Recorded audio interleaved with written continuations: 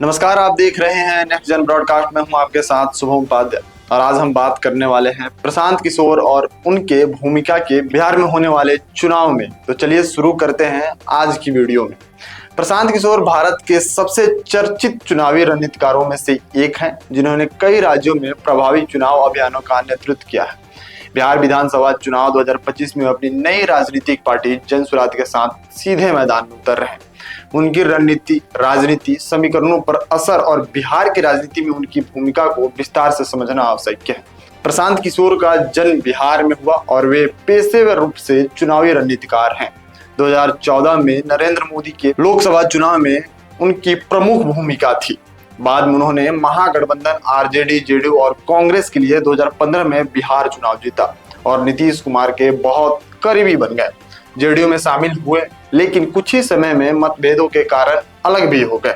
2022 में जन सुराज अभियान की शुरुआत हुई, जिसमें वो बिहार के गांव-गांव जाकर जनसंपर्क कर रहे हैं, लोगों से मिल रहे हैं।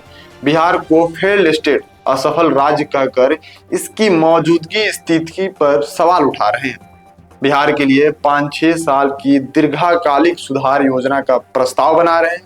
शराबबंदी हटाकर उस राशि को शिक्षा और स्वास्थ्य पर खर्च करने की योजना बना रहे हैं। 243 सीटों पर चुनाव लड़ने का ऐलान भी कर दिया। पीके ने ऐलान किया कि वे बिहार की सभी 243 विधानसभा सीटों पर अपने उम्मीदवार उतारेंगे। उनका दावा है कि कम से कम 200 से ज्यादा सीट जीत सकते हैं, जो उन्हें राज्य में एक बड़ी ताकत बना सकती है। जातिगत राजनीति को तोड़ने की कोशिश कर रहे हैं। बिहार की राजनीति में जातिगत समीकरण बेहद महत्वपूर्ण होता है। बिना जात पात के तो बिहार में राजनीति भी नहीं होता। पीके ने कहा कि वे केवल जाति की राजनीति नहीं करेंगे, बल्कि युवाओं, महिलाओं, दलितों और मुस्लिमों को एकजुट करने की भी कोशिश करेंगे। उन्होंने खासतौर पर दलित और मुस्लिम समुदाय से अपील की है कि वे जन सुराज के साथ जरूर जुड़े।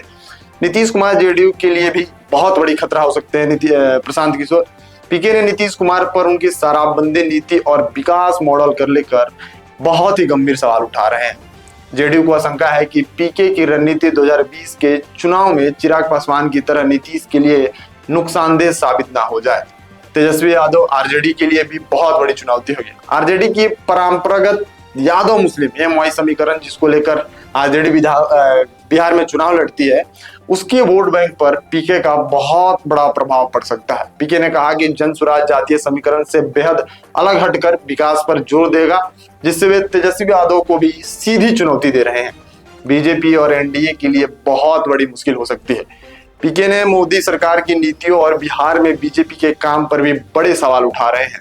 यदि जन सुराज चुनाव में अच्छा प्रदर्शन करता है तो एनडीए गठबंधनों को सीट का नुकसान हो सकता है। बहुत सारी सीटों पर ऐसे है जहां पे पीके एनडीए को नुकसान पहुंचा सकते हैं। पीके की जीत की संभावना और भविष्य की राजनीति ही तय करेगी कि वो कितना स्टेबल है बिहार में, और उनकी रिजल्ट ही तय करेगी, क्योंकि वो दावा कर रहे हैं कि 243 सीट में कम से कम 200 पार जा सकते हैं।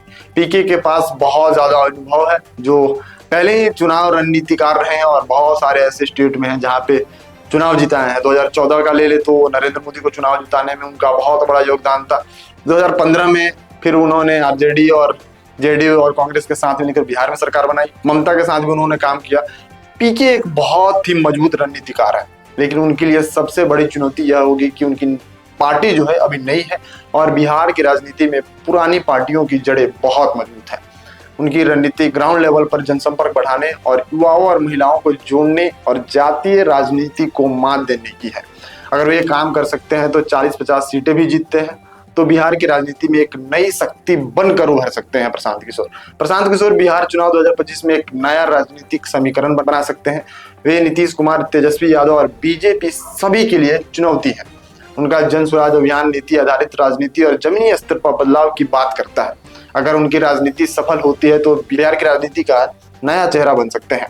क्या पीके बिहार की राजनीति में बहुत बड़ा बदलाव ला सकते हैं, यह देखना दिलचस्प होगा। ऐसे ही तमाम खबरों के लिए बने रहिए नेक्स्ट जन ब्रॉडकास्ट के साथ। मैं आपके साथ शुभम उपाध्याय।